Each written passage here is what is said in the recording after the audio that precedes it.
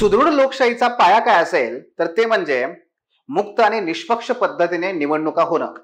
आणि मुक्त आणि निष्पक्ष पद्धतीने निवडणुका होण्यासाठी ज्या अनेक गोष्टी महत्वाच्या आहेत त्यातला ज्याला प्राधान्यक्रम देता येईल ती म्हणजे काय तर अचूक मतदार याद्या.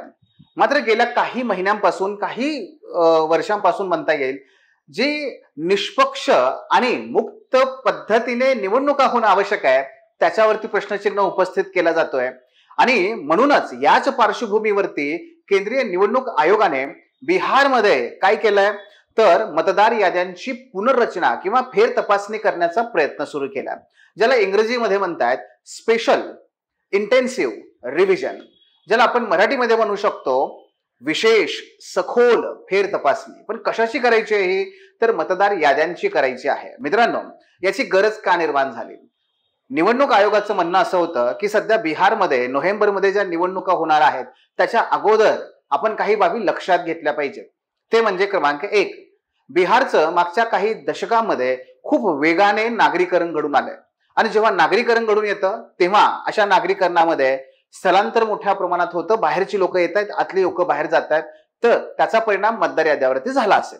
क्रमांक 2, ते म्हणतात की बिहारमधून बाहेर देशात, अगदी बाहेर राज्यामध्ये, बाहेर जिल्ह्यामध्ये स्थलांतरित होणाऱ्या कामगारांची संख्या पण फार मोठी आहे, तर त्यांचा सुद्धा आपण ह्या याद्यामध्ये काय प्रभाव पडलाय हे तपासायला हवं.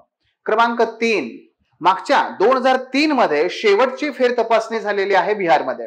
त्याच्यानंतर बरचसं पाणी पुलाकून वाहून गेलं, म्हणजे बरेच बदल झालेले आहेत, काही लोक मृत पावलेली असतील, मग या लोकांची नावं आपल्याला वगळावी लागतील. हे तिसरं कारण.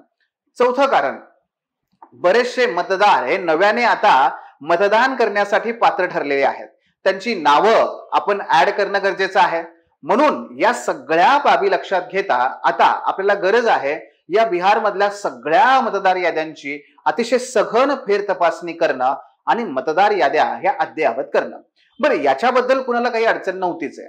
मग मूळ प्रश्न कुठे सुरू होतो तर याच केंद्रीय निवडणूक आयोगाच्या जर आपण मागे थोडंसं गेलो, त्यांच्या नियमांचा अभ्यास केला आपण, तर लोकसभा निवडणुकांच्या अगोदरच या निवडणूक आयोगाद्वारे एक परिपत्रक जारी करण्यात आलं होतं आणि त्याच्यामध्ये त्यांनी सांगितलं होतं की आम्ही नियमितपणे भारतामध्ये मतदार याद्या अपडेट करतो. त्याचाच एक भाग म्हणून आता लोकसभेच्या अगोदर आम्ही सर्व याद्या, मतदार याद्या ज्या आहेत त्या अपडेट केलेल्या आहेत.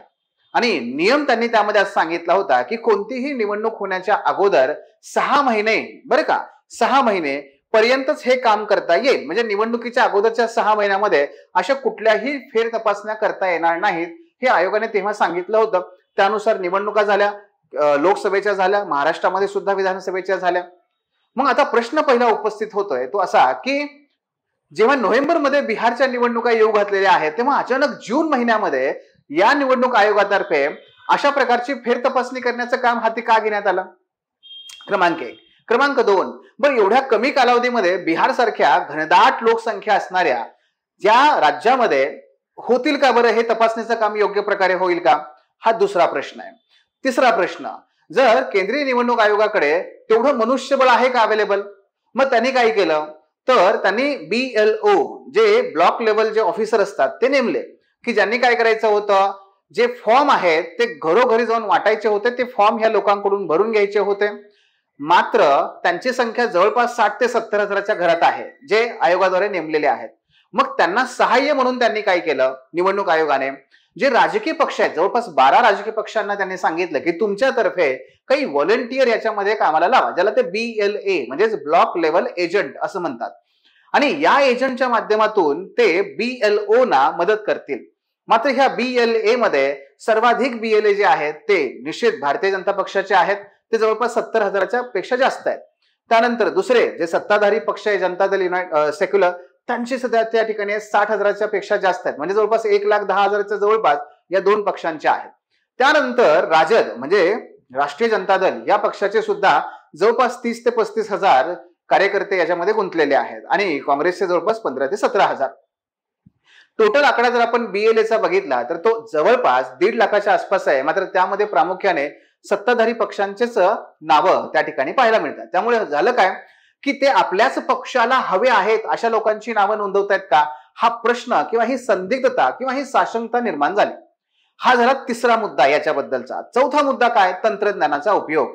निश्चितपणे काळाबरोबर आपण तंत्रज्ञान स्वीकारलं पाहिजे, पण या ठिकाणी काय झालं की हे जे तंत्रज्ञान त्यांनी स्वीकारलेलं आहे त्याचा परिणाम म्हणजे जर आपण बिहारची साक्षरता दर बघितला, बिहारची ग्रामीण लोकसंख्या आणि बिहारमध्ये उपलब्ध इन्फ्रास्ट्रक्चर पाहिलं तर तंत्रज्ञानाच्या आधारे फॉर्म भरून घेणं हे निश्चितपणे एक फार मोठं दिव्य होतं आणि झालं तसंच. अगदी एकूण जवळपास 12 ते 13 कोटी लोकसंख्येच्या या बिहार राज्यामध्ये आपल्याला पाहायला मिळतंय की केवळ 27 ते 28 लाख फॉर्म हे फक्त कसे आहेत, ते ऑनलाईन पद्धतीने भरलेले आहेत. बाकी जे काही फॉर्म येत आहेत किंवा आलेले आहेत हे सगळे ऑफलाईन पद्धतीने आहेत. आणि ह्या सगळ्या प्रक्रियेमध्ये एक सर्वात मोठा जो काही वाद त्या ठिकाणी उत्पन्न झाला तो म्हणजे माननीय केंद्रीय निवडणूक आयोगाद्वारे जवळपास 63 लाख लोकांची नावं वगळण्यात आली आहे. बरं, ही नावं एका बाजूला वगळलीत, ह्या प्रक्रियेचा तो एक महत्वाचा हेतूच होता, वगळायची आहेतच, पण ती का वगळली याची कारणं मात्र आयोगाने दिली नाही.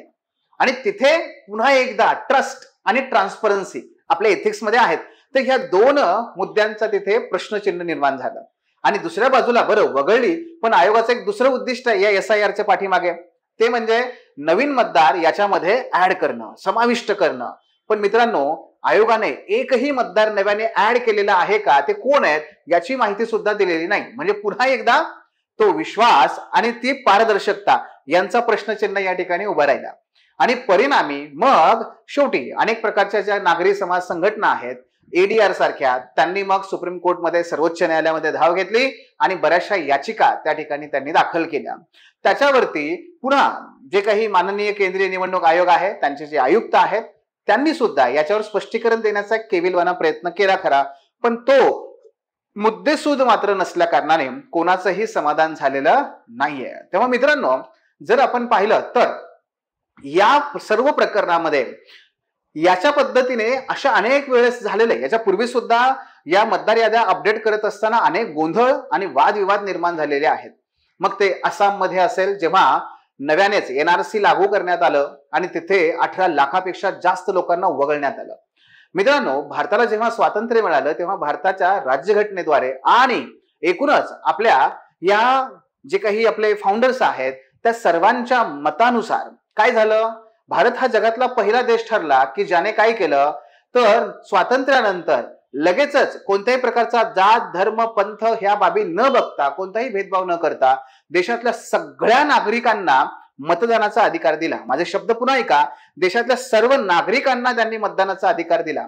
मित्रांनो, नागरिकांना म्हणजेच काय, माननीय सर्वोच्च न्यायालयाचे सुद्धा अनेक खटल्यामध्ये हे निष्कर्ष आहेत आणि निकाल आहे की जर देशाचा एखादा व्यक्ती नागरिक असेल तर त्याला मतदानाचा अधिकार हा मिळायलाच हवा. मग माननीय केंद्रीय निवडणूक आयोगाने ह्या 63 लाख लोकांची जी नावं वगळलेली आहेत, मग हे भारताचे नागरिक नाही आहेत का? एवढ्या मोठ्या प्रमाणात लोक नागरिक नसणं हा किती मोठा प्रश्न आहे. बरं, ज्या आधारे, ज्या कागदपत्रांच्या आधारे माननीय निवडणूक आयोगाने हे सगळं सांगितलं त्यामध्ये सुद्धा फार मोठी शंका आहे. म्हणजे अगदी राशन कार्ड पासून ते मतदान पत्र किंवा आधार यासारखे पुरावे सुद्धा ते ग्राह्य धरत नाहीयेत. मग हे का, कशामुळे? याच्यावरती जे माजी निवडणूक आयुक्त होते KY कुरेशी, त्यांनी एक खूप सुंदर उत्तर दिलेलं आहे बघा, जे आपल्याला आपल्या परीक्षेमध्ये आणि एकूणच ह्या प्रकरणावरती वाद जो मिटवण्याकरता उपयोगी ठरू शकतं. 2007 मध्ये जेव्हा N गोपालस्वामी हे भारताचे निवडणूक आयुक्त म्हणून नियुक्त करण्यात आले तेव्हा उत्तर प्रदेशमध्ये अशाच पद्धतीने बरेच वाद झाले, मतदार याद्यामध्ये बऱ्याच लोकांची नावं नाही आहेत म्हणून. आणि मित्रांनो, मग याच वेळेस काय झालं तर त्यांनी उपाय कसा शोधला बघा. ना व्यवस्थेला धक्का लावलेला आहे, ना कुठला वाद निर्माण झालाय, ना निवडणूक आयोगाच्या कार्यपद्धतीवरती कुठला शासंकता निर्माण करेल. त्यांनी केलं काय हे तुम्हाला मी सांगतो. त्यांनी काय केलं तर तिथे सुद्धा उत्तर प्रदेशमध्ये सुद्धा तेव्हा त्यांनी अशाच पद्धतीने सघन फेर तपासणी सुरू केली, म्हणजे इंटेन्सिव्ह रिव्हिजन सुरू केलं. मात्र ते करत असताना त्यांनी काय केलं, एक जी मुख्य यादी आहे ती आहे तशी ठेवली आणि एक दुसरी यादी तयार केली की ज्याच्यामध्ये मृत व्यक्ती, उत्तर प्रदेशमधून बाहेर गेलेल्या व्यक्ती, ज्यांचे घराचे पत्ते सापडत नाहीत अशा व्यक्तींची एक दुसरी यादी तयार केली.